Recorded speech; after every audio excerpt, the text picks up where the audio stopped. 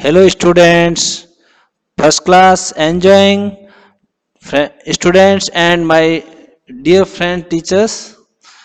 आज जो वीडियो हम अपलोड कर रहे हैं ये बिल्कुल डिफरेंट है।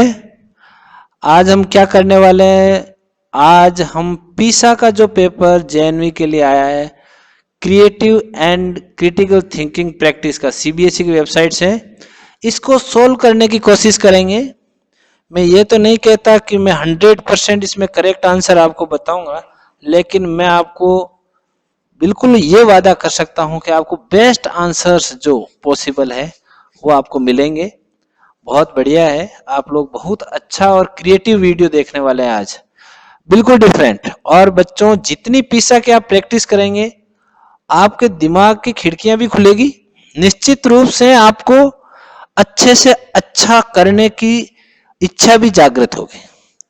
बहुत ही शानदार पेपर दिया है सीबीएसई ने creative and critical thinking practice का, जिसमें 30 क्वेश्चंस है टोटल।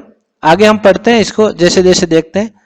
तो इसने इसके बारे में बताया है पहले पेज पे, पहली स्लाइड पे, कि ये सीसीटी प्रैक्टिस क्या है। उसके बाद इसने बताया कि 7 to 10 तक के बच्चे पार्टिसिपेट करेंगे। किया होगा आप लोगों ने भी, जिन्होंने नहीं किया है वो यहाँ इस वीडियो को आराम से देखें ताकि उनको ये पता चल जाए, और जिन्होंने किया है वो अपने आंसर्स को जरूर चेक करें ताकि आने वाले जितने भी टेस्ट होंगे उसमें आपको इसका एडवांटेज मिल सके। तो स्टूडेंट शुरू करते हैं। लीजिए ये पर्पज वगैरह दिया हुआ है, इसको हम आगे चलते हैं। स्टूडेंट्स के इसमें हम नहीं जाएंगे। टोटल 90 मिनट्स दिए हुए हैं, 7 यूनिट है, 30 क्वेश्चंस इसके अंदर मिलेंगे अपने को, और फिर अपने को उसको सॉल्व करना है। ओके स्टार्ट करें। ठीक है, ये क्विज के रूल्स दिए हुए हैं, चलो ये हमने पढ़ लिए हैं, इस पे हम टाइम नहीं वेस्ट करेंगे और सीधे आ जाते हैं पहले यूनिट पे। पेन ड्राइव के नाम से है। इसमें क्या किया है कि सबसे पहले एक पोइम दी है इसने कि पेन ड्राइव के बारे में, pen drive is your name but you don't look like, इस तरह की करके एक पोइम दी है। इसके ऊपर बेस्ट क्वेश्चन है। पहला question, complete the dialogue based on the poem by choosing the option that listed the correct answers for each blank, refer the image. अब बच्चों को कईयों को पता ही नहीं चला, यहां पर साइड में एक इमेज दी हुई है, आपको नजर आ रही होगी। इसके अंदर देखो, सबसे पहले इसको एनलार्ज करना है ताकि आप इसके पढ़ सकें। Hi PD, my name is, your name is quite. Quite के बाद यहाँ पर कौन सा वर्ड आएगा ये हमें चेक करना है। कहाँ से चेक करेंगे हम? ये जो आपका इसके अंदर जो नीचे दिया हुआ है, ये इनमें से चेक करना है कि कौन सा यहाँ पर सेट होने वाला है। तो दोस्तों इसके अंदर क्या है कि जैसे ये 4 ऑप्शन है, हमें इसमें से बेस्ट ऑप्शन सिलेक्ट करना है। तो हमें क्या करना चाहिए कि इसके अंदर ये पुट करके देखना चाहिए। सबसे पहले देखो कि ये जो इसका 4th ऑप्शन जो आ रहा है, इसमें चारों में एक यहाँ पर ड्राइव लिखा हुआ है, और ये बहुत ही इस डायलॉग बॉक्स में शेड जो हो रहा है वो ड्राइव ही हो रहा है। यहाँ पर 4th में there is more that was just pen apart, what about the drive in your name, यानी पेन ही लिखा हुआ है, पूरा नाम में क्या छूट गया? पेन ड्राइव में ड्राइव छूट गया। तो आपके नाम में ड्राइव का क्या मतलब है? इसका मतलब ये ड्राइव के बारे में पूछ रहा है, और ये एक ही ऑप्शन में है। कौन से में? सी में। तो इसका हम सी सेलेक्ट करेंगे। ओके, ये बेस्ट आंसर है। उसके बाद लेते हैं next question. Question number 2, continue complete the dialogue based upon the poem by choosing the options that listed the correct answers for each blank। तो इसमें भी अपन ये इसको एनलार्ज करके देखेंगे और इसमें से बेस्ट चुनने की कोशिश करेंगे। आप भी वीडियो को पॉज करके यहाँ पर इसको बढ़िया से पढ़ें, फिर उसके बाद इसमें से जब सेट करेंगे तो बेस्ट आंसर हमें लगा है जो होना चाहिए वो है ये डी। इसके अगर ये चारों जो 5th 6th 7th और 8th में अगर हम वहां रखेंगे तो बेस्ट डायलॉग बनता है। हमें इनमें से बेस्ट चुनना है, गलत सही की बात बाद में, हमें बेस्ट इसमें से सिलेक्ट करना है।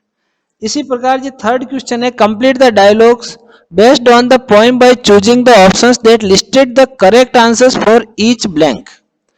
तो इसके अंदर जो बेस्ट आंसर आएगा, जो डायलॉग है, इसमें हम ज़्यादा टाइम खराब नहीं करेंगे आपका, आपको सीधा आंसर बता रहे हैं हम, क्यों ये सेल्फ एक्सप्लेनेटरी है। Hi I have got it, cheer up buddy, I am genius, इसके अंदर कौन से वर्ड इसमें हम रख के देखेंगे कि ये बेस्ट मिले हमें। तो स्टूडेंट्स, इसके अंदर थर्ड क्वेश्चन में जो बेस्ट आंसर है अगेन डी है। अगर आप ये दोनों वहां पर रखेंगे तो बेस्ट डायलॉग यहां पर बनता है। ठीक है, हम ये डायलॉग वाले 4-5 क्वेश्चन है, ये जल्दी जल्दी करके फिर आगे देखेंगे। इसके बाद I wonder if you like to know how I have after all it's, यहां पर कौन सा आएगा?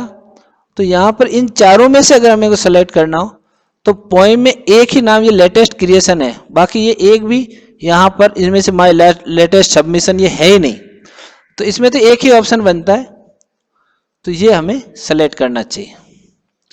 और लास्ट क्वेश्चन है इस डायलॉग का, द पोएम कम्युनिकेटेड, इसमें आपको यहां से एरो से नीचे देखना भी था, और क्लू के लिए अपने को पीछे वाले जो क्वेश्चन है चारों, क्वेश्चन 1 to 4 की इमेज भी देखनी चाहिए।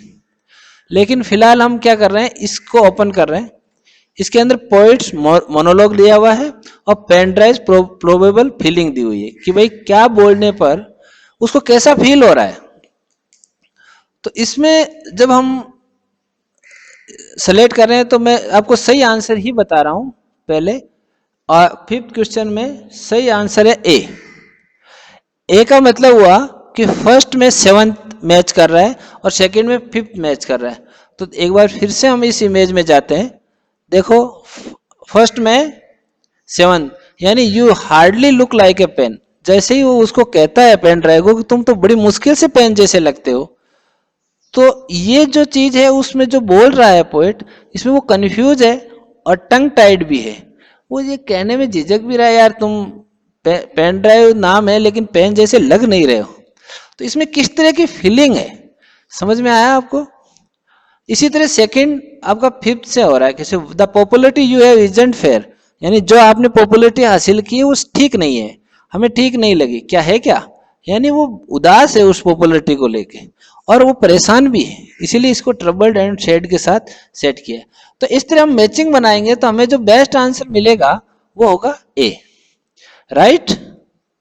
अब आते हैं अपन, एक लॉन्ग पैराग्राफ दिया हुआ है the rise of T flask के रूप में, तो इसको आप पढ़ना, वीडियो को पॉज करके आप पढ़ते रहो, पूरा पढ़ना चाहिए। जिन बच्चों ने पेपर दिया है उन्होंने जरूर पढ़ा होगा। और अब हम अपने सही आंसर की तरफ जा रहे हैं।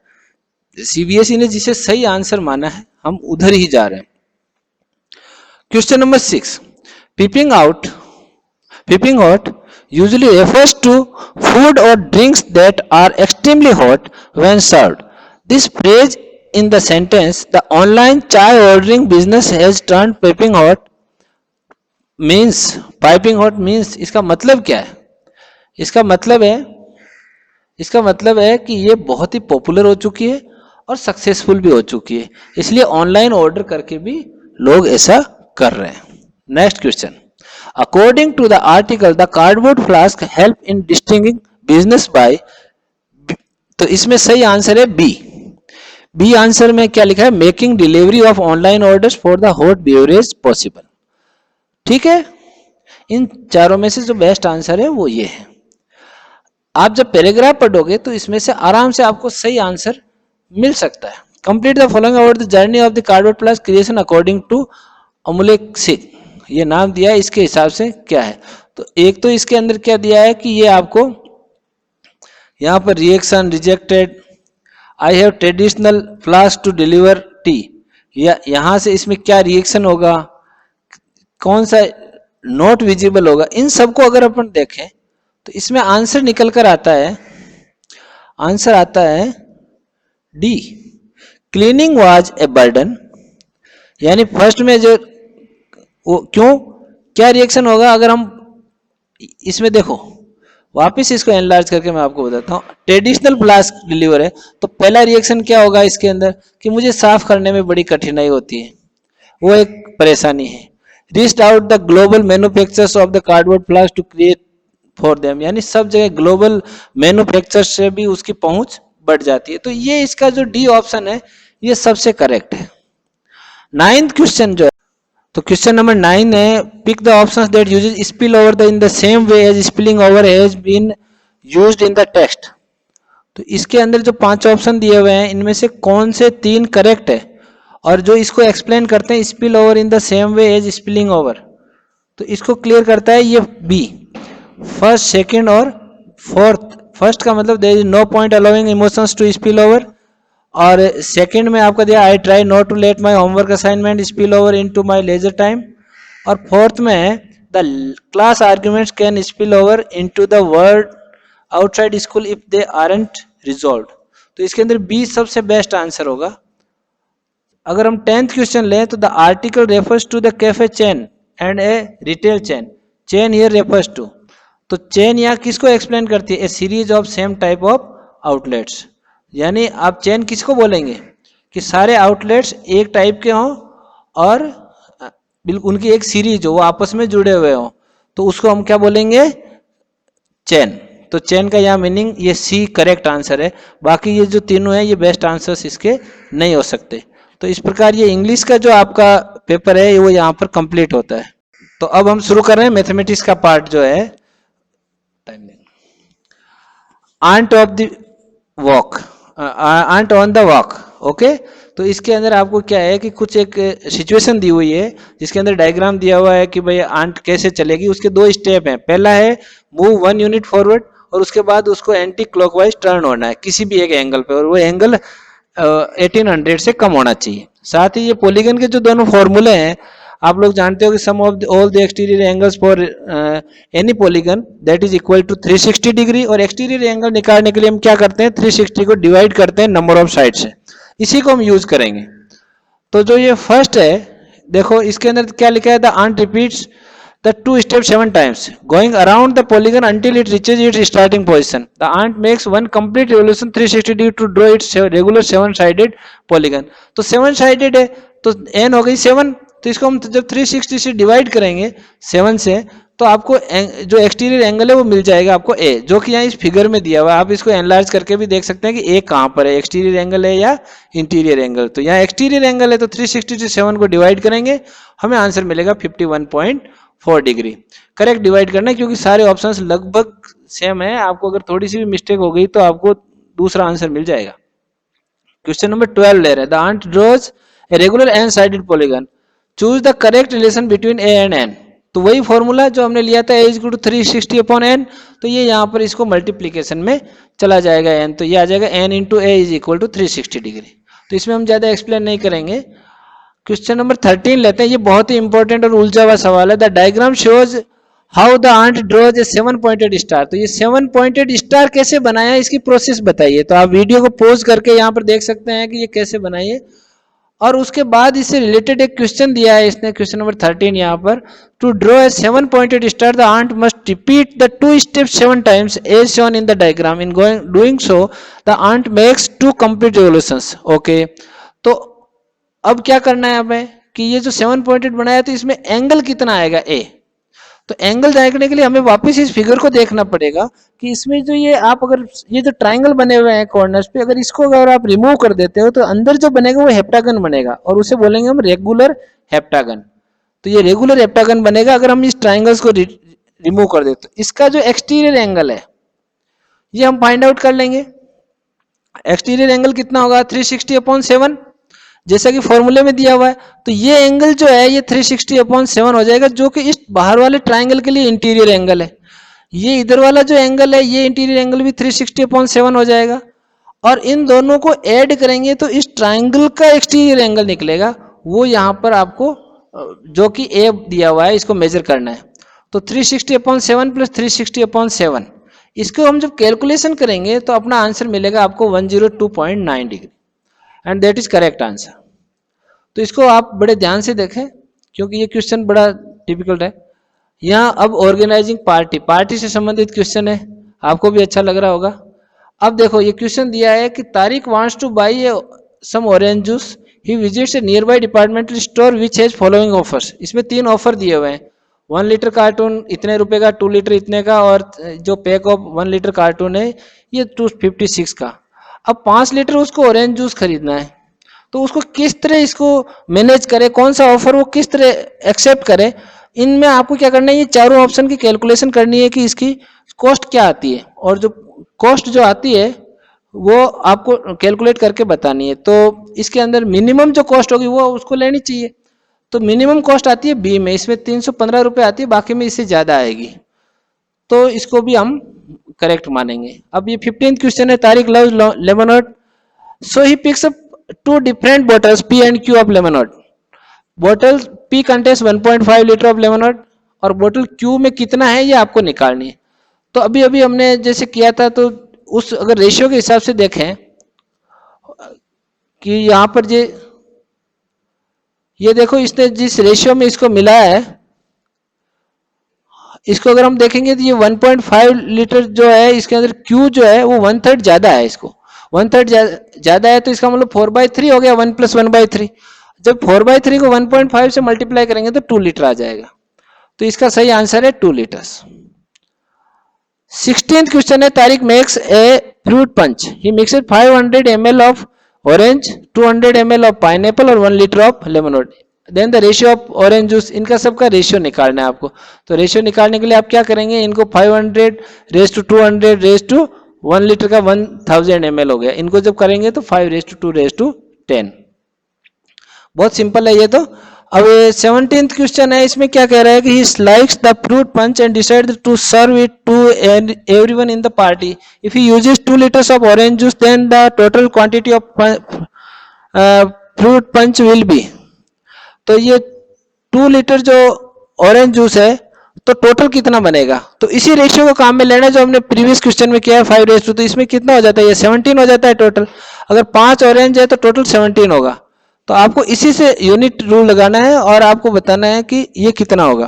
तो 2:5:10 से लेंगे तो 6.8 लीटर इसका आंसर आता है। ठीक है, टोटल क्वांटिटी कितनी आ जाएगी, 6.8। ओके, नेक्स्ट क्वेश्चन लेते हैं। इसमें एक अपार्टमेंट का लेआउट दिया हुआ है, और इसमें क्या बेडरूम बने हुए हैं, लिविंग रूम है, ड्राइंग रूम है, यूटिलिटी एरिया है, सब कुछ इसके अंदर दिया हुआ है। इसको अगर हम करते हैं तो इसमें पहला 18th क्वेश्चन है, the builder offers wooden flooring in the smaller bedroom, which bedroom gets wooden floor. ये कह रहा है कि छोटे बेडरूम के अंदर ही वुडन फ्लोरिंग लगेगी, बिल्डर कहता है। तो आपको बेडरूम 1 में लगेगी 2 में। तो हम यहाँ देखते हैं इसको, तो इसके अंदर क्या है कि जैसे बेडरूम 1 बेडरूम 2 की जो डायमेंशंस है, 2 में 4.3 है जो भी इनसे कम है, और 5.5 है जो भी इनसे कम है।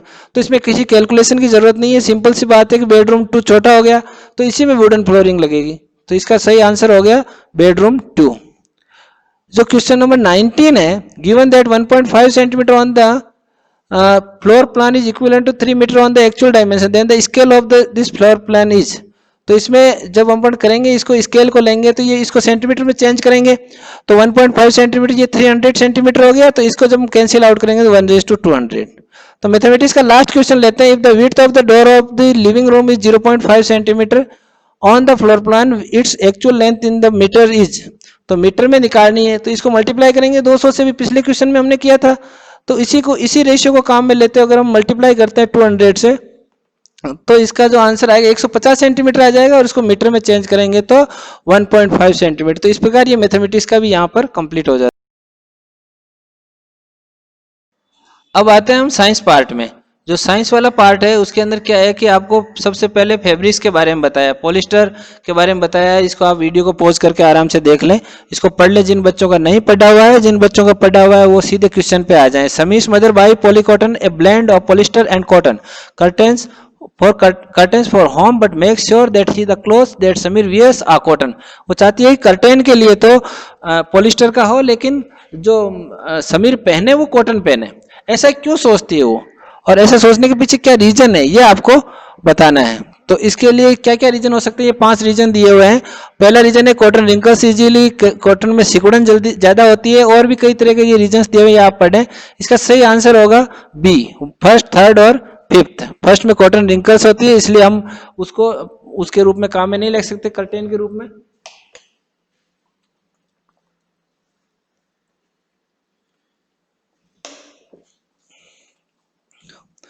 और थर्ड दिया है पॉलिस्टर, जो पॉलीकॉटन है वो इजी टू वॉश है, और फिफ्थ है पॉलीकॉटन इज ड्यूरेबल। बिल्कुल ये तीनों चीजें सही है, इसलिए हम इसका बी ऑप्शन को करेक्ट मानेंगे। 22 क्वेश्चन के लिए अगर हम बात करें तो इसके अंदर भी बहुत बड़ा सा पैराग्राफ दिया हुआ है, इसको आपको डिटेल में पढ़ना है और डिटेल में पढ़ने के बाद ये आंसर देना। The cross sectional shape of various fibres are given below, which one of the following is most likely to cross sectional shape of a cotton fibre. तो इसके अंदर जो सिमेट्रिकल नहीं है वो ज्यादा वो कॉटन फाइबर को सपोर्ट करेगी, क्योंकि ये सब कुछ पैराग्राफ में लिखा हुआ है कि क्रॉस सेक्शनल जो है वो सिमेट्रिक होना चाहिए अगर आप उसके अंदर कम मॉइस्चर एब्जॉर्ब करना चाहते हो। तो यहाँ पर सबसे उलझी हुई आकृति कौन सी है, कौन सी फिगर जो सबसे ज्यादा कॉम्प्लिकेटेड है, सी। तो सी आपका आंसर हो गया। ओके, क्वेश्चन नंबर 23 में ये टेबल दी हुई है, इसको आप डिटेल में पढ़ लें। जैसे यहाँ पर दिया हुआ है कि मिनरल्स है, एस्बेस्टस इसका एग्जांपल दिया, नेचुरल फाइबर है, और ये इस तरह के और भी इसने आपस में लिंक किए हुए हैं, ये आपको डिटेल में देखना है। पहले क्वेश्चन पे चलते हैं। क्वेश्चन क्या है, based on the figure in the previous slide choose the correct statement from the below. इन चारों ऑप्शन में से आपको बेस्ट आंसर सेलेक्ट करना है। तो इसमें सी जो है वो करेक्ट आंसर है, क्योंकि asbestos is a natural mineral fibre, ये अभी हमने डिस्कस किया था, तो यही करेक्ट आंसर है। ओके, अब बाकी चीजें सारी इनकरेक्ट है, आप उसके साथ मैच करके देख भी सकते हैं। क्वेश्चन नंबर 24, इसके अंदर भी टेबल दी हुई है और इसके अंदर आपको बताया हुआ है कि ये कौन सी किससे, जैसे मान लो हीट सेंसिटिव है तो पॉलिस्टर में पॉलिस्टर की क्या क्या प्रॉपर्टीज है, मॉइस्चर एब्जॉर्प्शन कैसा है, टेंसाइल जो स्ट्रेंथ है वो क्या है, और थर्मल बिहेवियर क्या है। लेकिन इसको हम क्वेश्चन के हिसाब से पढ़ते हैं, पहले आपको क्वेश्चन पे जाना है। तो क्वेश्चन के हिसाब से अगर हम देखते हैं तो ये यहाँ पर आया हुआ है कि read the statements below and with right agree और डिसएग्री लिखना है इसके अंदर। तो heat sensitive fibres are thermosetting. Thermosetting क्या होता है, जिसकी सॉलिड स्टेट में बना रहता है हीट देने के बावजूद भी, वो सॉलिड में इसमें लिक्विड में चेंज नहीं होता है। तो हम इसके अंदर जो हीट सेंसिटिव होगा वो तो लिक्विड में चेंज हो जाएगा, तो हम क्या करेंगे, इससे डिसएग्री है। बाकी दोनों जो है, जैसे moisture absorption ability of the fibre affects it's flammability, बिल्कुल सही है, मॉइस्चर इसको इफेक्ट करेगा, मॉइस्चर ज्यादा होगा तो फ्लेमेबिलिटी कम हो जाएगी। अरे भाई कोयला गीला होता है तो कम जलता है ना। और थर्ड जो है कि synthetic fibres are more durable, बिल्कुल सही है, इससे भी हम एग्री करते हैं। तो ये आपको एग्री, डिसएग्री और एग्री यहाँ पर लिखना है। क्वेश्चन नंबर 25 में आ जाते हैं। तो इसके अंदर फिर से आपको एक बढ़िया सा पैराग्राफ बड़ा सा दिया हुआ है, इसको आपको डिटेल में पढ़ना है, बहुत बड़ा पैराग्राफ है, 2 पेज का है।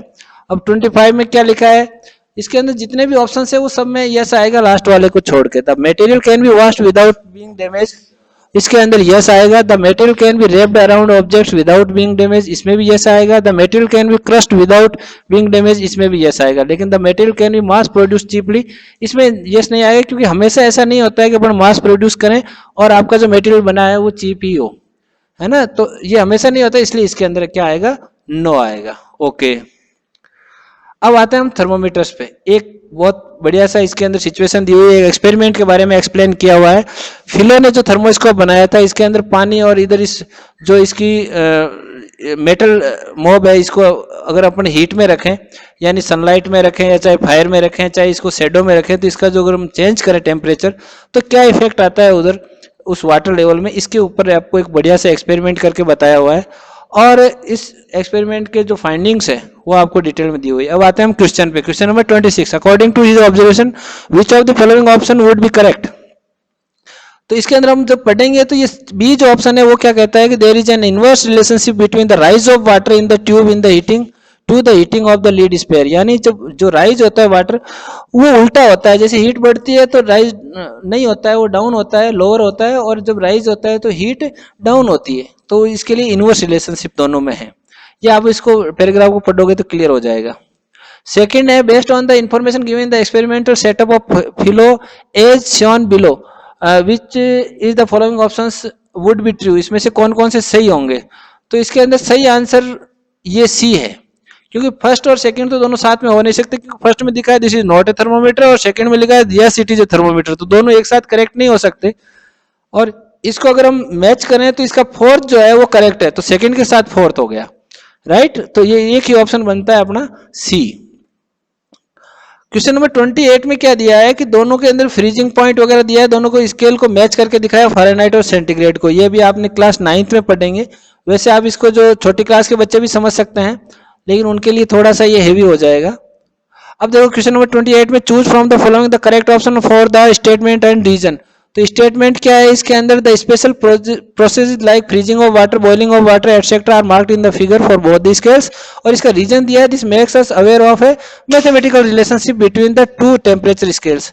तो इन दोनों को अगर अपन मैच करें तो इसके अंदर ये इसको करेक्टली एक्सप्लेन करता है। तो दोनों स्टेटमेंट्स जो है, जो स्टेटमेंट और रीजन दोनों ट्रू है और उनका करेक्ट एक्सप्लेनेशन भी करता है ये।